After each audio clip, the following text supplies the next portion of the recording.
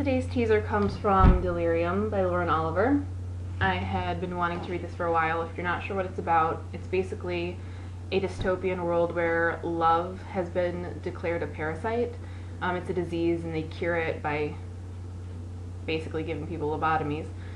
And the main character, Lena, is a few months away from having hers, and she's about to go into her evaluations, which will basically rank her 1 to 10, which will determine the rest of her life, essentially, who she's going to end up with, what kind of job she's going to have, how desirable a citizen she is. She's very nervous about this, obviously, and she has been practicing and should give the perfect, standard, run-of-the-mill, boring answers. But this is what happens when Lena goes into her evaluation. Okay, now, Lena, we're going to ask you some questions. We want you to answer honestly. Remember, we're trying to get to know you as a person. As opposed to what? The question pops into my mind before I can stop it. As an animal? I take a deep breath, force myself to nod and smile. Great. What are some of your favorite books? Love, War, and Interference by Christopher Malley, I answer automatically. Border by Philippa Harold. It's no use trying to keep the images away. They're rising now, a flood. One word keeps scripting itself on my brain as though it's being seared there. Pain. They wanted to make my mother submit to a fourth procedure. They were coming for her on the night she died, coming to bring her to the labs. But instead she had fled into the dark, winged her way into the air. Instead she had woken me with those words, I love you. Remember, they cannot take it. Which the wind seemed to carry back to me long after she had vanished, repeated on the dry trees, on the leaves coughing and whispering in the cold gray dawn. And Romeo and Juliet by William Shakespeare. The evaluators nod, make notes. Romeo and Juliet is required reading in every freshman year health class. And why is that? Evaluator 3 asks. It's frightening. That's what I'm supposed to say. It's a cautionary tale, a warning about the dangers of the old world before the cure. But my throat seems to have grown swollen and tender. There is no room to squeeze the words out.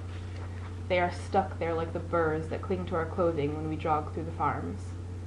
In that moment, it's like I can hear the low growl of the ocean, can hear its distant, insistent murmur, can imagine its weight closing around my mother, water as heavy as stone. And what comes out is, it's beautiful.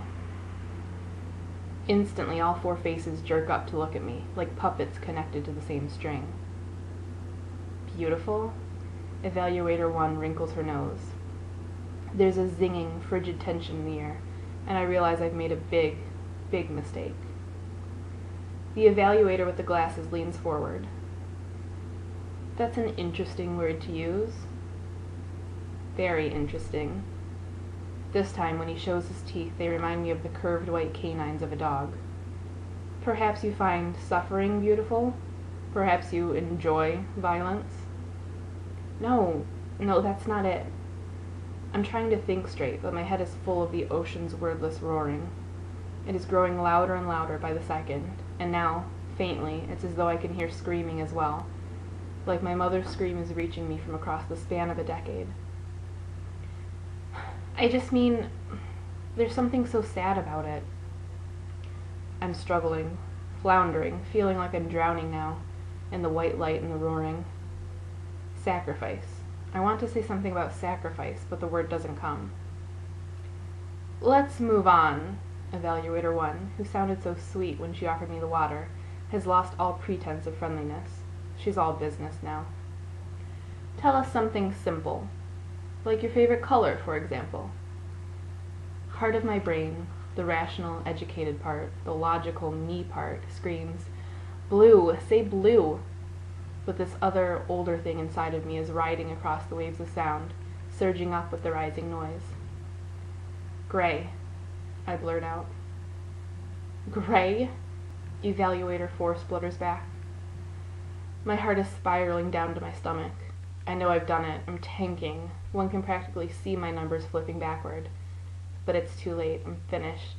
It's the roaring in my ears, growing louder and louder, a stampede that makes thinking impossible. I quickly stammer out an explanation. Not gray exactly. Right before the sun rises, there's a moment when the whole sky goes this pale nothing color. Not really gray, but sort of white. And I've always really liked it, because it reminds me of waiting for something good to happen. But they've stopped listening. All of them are staring beyond me, heads cocked, expressions confused, as though trying to make out familiar words in a foreign language. And then suddenly the roaring and the screaming surge, and I realize I haven't been imagining them all this time. People really are screaming, and there's a tumbling, rolling, drumming sound, like 1,000 feet moving together. There's a third sound, too, running under both of those, a wordless bellowing that doesn't sound human. In my confusion, everything seems disconnected, the way it does in dreams. Evaluator 1 half rises from the chair, saying, "What the hell?" At the same time, Glasses says, "Sit down, Helen, I'll go see what's wrong." But at that second, the blue door bursts open, and a streaming blur of cows, actual, real, live, sweating, mooing cows, come thundering into the lab. Definitely a stampede, I think, and for one weird, detached second, feel proud of myself for correctly identifying the noise. Then I realize I'm being charged by a bunch of very heavy, very frightened herd animals, and about 2 seconds from getting stomped into the ground. Instantly, I launch myself into the corner and wedge myself behind the surgical table, where I'm completely protected from the panicked mass of animals. I poke my head out just a little so I can still see what's going on. The evaluators are hopping up onto the table now, as walls of brown and speckled cow flanks fold around them. Evaluator 1 is screaming at the top of her lungs, and Glasses is yelling, calm down, even though he's grabbing onto her like she's a life raft and he's in danger of sinking. Some of the cows have wigs hanging crazily from their heads, and others are half swaddled in gowns identical to the one I'm wearing. For a second, I'm sure I'm dreaming. Maybe this whole day has been a dream, and I'll wake up to discover that I'm still at home, in bed, on the morning of my evaluation. But then I notice the writing on the cow's flanks. Not cure. Death. The words are written in sloppy ink, just above the neatly branded numbers that identify these cows as destined for the slaughterhouse. A little chill dances up my spine, and everything starts clicking into place.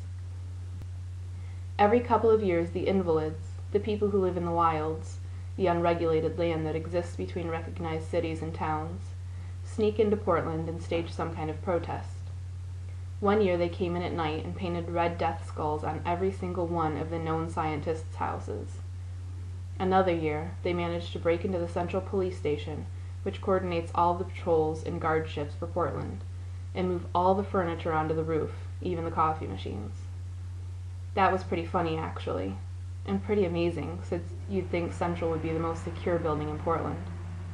People in the wilds don't see love as a disease, and they don't believe in the cure. They think it's a kind of cruelty, thus the slogan. Now I get it. The cows are dressed up as us, the people being evaluated, like we're all a bunch of herd animals. The cows are calming down somewhat. They're not charging anymore, and have begun to shuffle back and forth in the lab. Evaluator 1 has a clipboard in her hand, and she's swooping and swatting as the cows butt up against the table, mooing and nipping at the papers scattered across its surface. The evaluator's notes, I realize, as a cow snaps up a sheet of paper and begins to rip at it with its teeth. Thank God. Maybe the cows will eat up all the notes, and the evaluators will lose track of the fact that I was completely tanking. Half concealed behind the table, and safe now from those sharp, stamping hooves, I have to admit the whole thing is kind of hilarious. That's when I hear it. Somehow, above the snorting and stomping and yelling, I hear the laugh above me, low and short and musical, like someone sounding out a few notes on a piano. The observation deck. A boy is standing on the observation deck watching the chaos below, and he's laughing.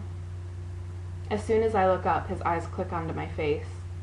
The breath whooshes out of my body, and everything freezes for a second, as though I'm looking at him through my camera lens, zoomed in all the way, the world pausing for that tiny span of time between the opening and closing of the shutter. His hair is golden brown, like leaves in autumn, just as they're turning, and he has bright amber eyes. The moment I see him, I know that he's one of the people responsible for this. I know that he must live in the wilds. I know he's an invalid. Fear clamps down on my stomach, and I open my mouth to shout something. I'm not sure what exactly. But at precisely that second, he gives a minute shake of his head, and suddenly I can't make a sound. Then he does the absolutely, positively unthinkable. He winks at me. Delirium, Lauren Oliver.